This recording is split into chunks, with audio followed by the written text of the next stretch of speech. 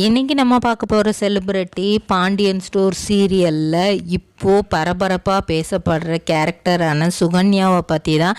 இவங்கள பற்றின full details தெரிஞ்சுக்கிறதுக்கு முன்னாடி சேனலை சப்ஸ்கிரைப் பண்ணாதவங்க மறக்காமல் சப்ஸ்கிரைப் பண்ணிக்கோங்க. அப்போ தான் நாங்கள் போடுற வீடியோஸ் உங்களுக்கு நோட்டிஃபிகேஷனாக வரும். வாங்க வீடியோக்குள்ளே போகலாம்.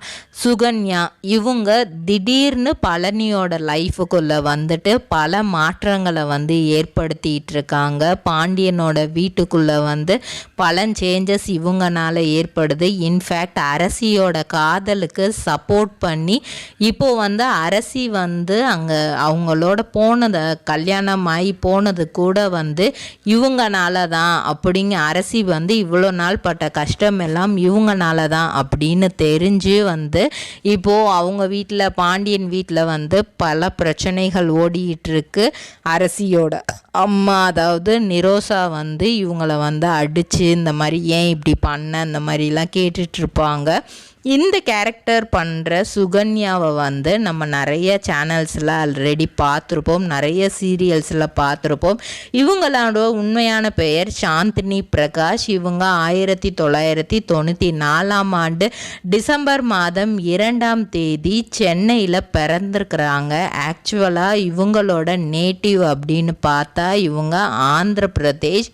அவங்களோட அம்மா சித்தி எல்லாமே dubbing artist, Telugu dubbing artist. அவங்க அப்பா பிரகாஷோட நேட்டிவ் இங்கே தான், ஆனால் அம்மா ஆந்திரா. ஸோ இவங்க படித்து வளர்ந்தது எல்லாமே சென்னையில் தான். ஏன்னா அவங்க அப்பா அம்மாவுக்கு இடையில கருத்து வேறுபாடு ஏற்பட்டதுனால லவ் மேரேஜ் தான் பண்ணியிருக்காங்க. ஆனால் ஒரு சில பிரச்சனைகள் அதனால் அவங்களுக்கு டைவர்ஸ் ஆகிடுச்சு.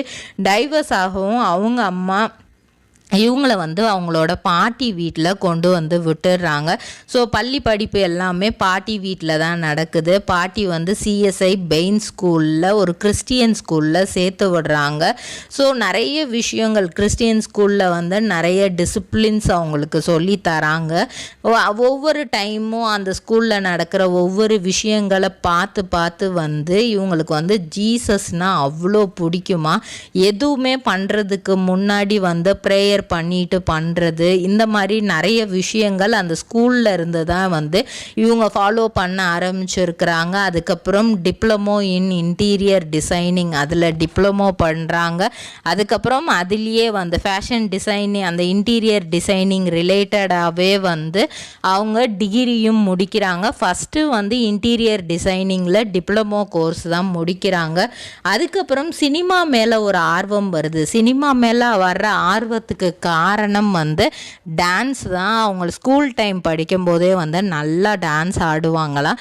அப்போது விஜய் டிவியில் ஒரு டான்ஸ் ஷோக்கிலேருந்து இவங்களுக்கு இந்த மாதிரி கலந்துக்கலாம், நம்ம போய் அதில் பார்ட்டிசிபேட் பண்ணலாம், சான்ஸ் கிடைச்சா நம்மளும் பெர்ஃபார்ம் பண்ணலாம் அதில் அப்படின்னு சொல்லிட்டு இவங்க பெர்ஃபார்ம் பண்ணதான் ஜோடி நம்பர் 1 சீசன் 8.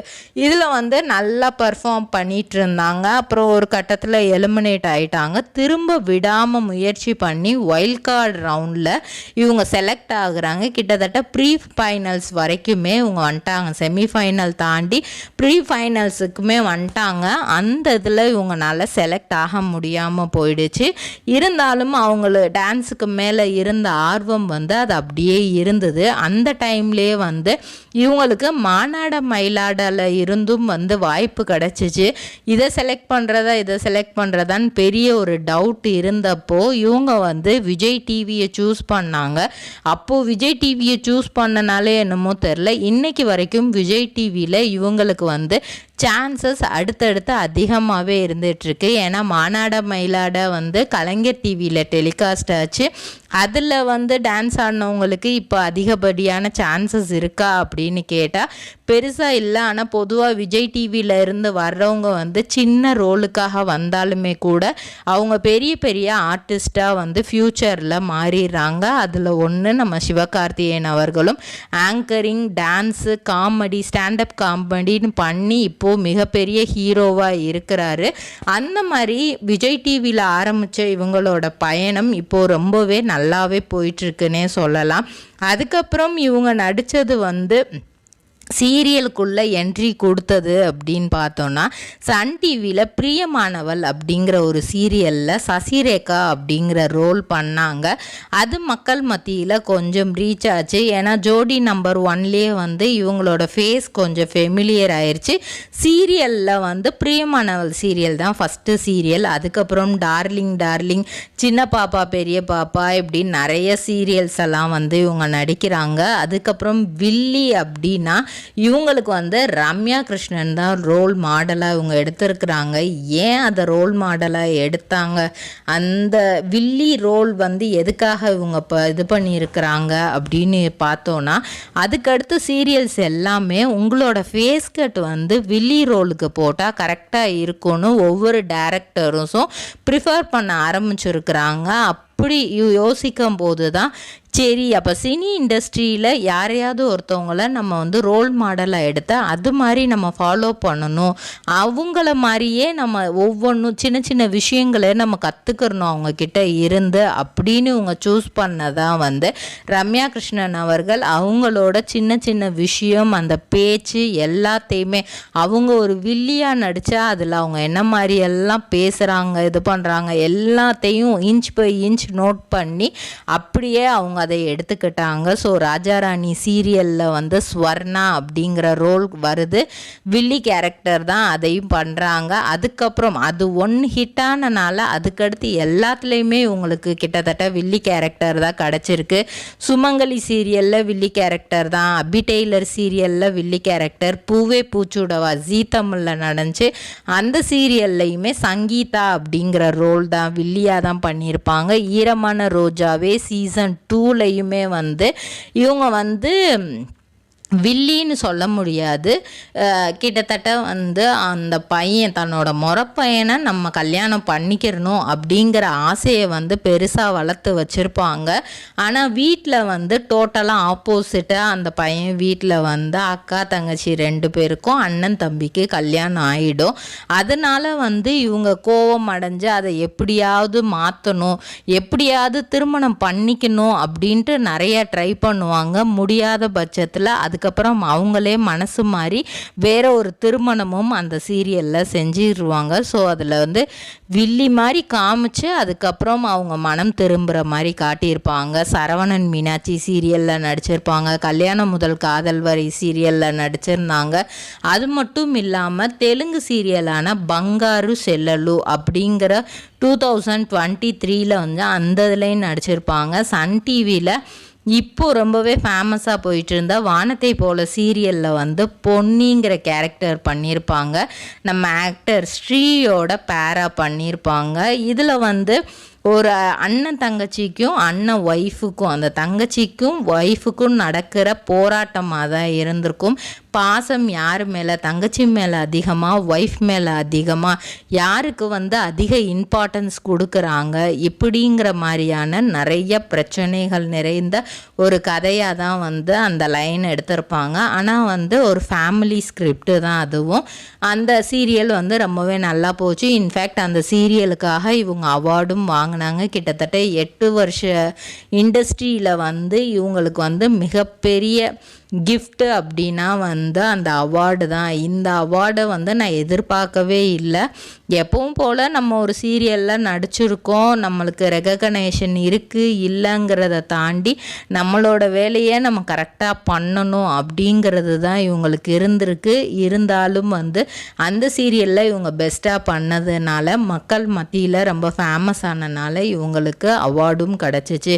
இவங்க எஸ்டிஆரோட ஒன் சைட் லவ்வர் சொல்லலாம். கிட்டத்தட்ட எஸ்டிஆரை ரொம்ப நாளாகவே ஒன் சைடாக லவ் பண்ணிகிட்டு இருக்காங்களாம். அவ்வளோ பிடிக்குமா, ஒரு ஃபேனா அப்படின்ட்டு இது பண்ணோன்னா யார் என்ன சொன்னாலும், சிம்புவை பற்றி யார் என்ன சொன்னால் மட்டுமே அவங்களுக்கு எதுவுமே பிடிக்கவே பிடிக்காதான். அந்த அளவுக்கு சிம்புனா ரொம்ப பிடிக்குமா.